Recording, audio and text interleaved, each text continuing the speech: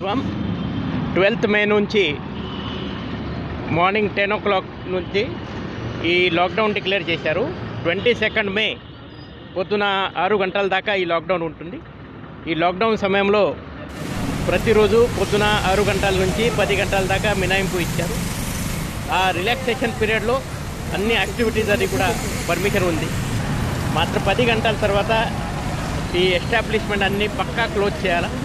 ఎవరెవరికి పర్మిషన్ ఉంది, ఈ దాంట్లో ఫార్మా కావచ్చు, హాస్పిటల్స్ కావచ్చు, institute, construction company, IT enabled services, తర్వాత కొన్ని ఇండస్ట్రీస్ ఉన్నాయి.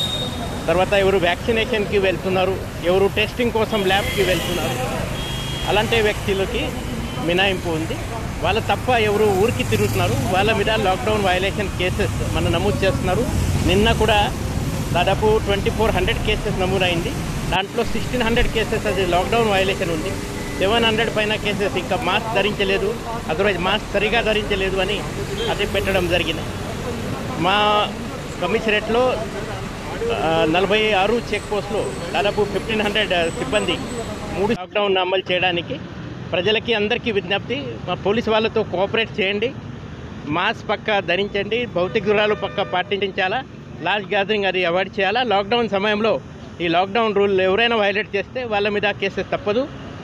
సెకండ్ టైమ్స్ మన వైలేషన్ నోటీస్కి వస్తే వాళ్ళ బండి కూడా పక్కా సీజ్ అవుతుంది. ఈరోజు నుంచి ఈ బండి సీజ్ చేయడం కూడా మొదలు పెట్టాం. Thank you.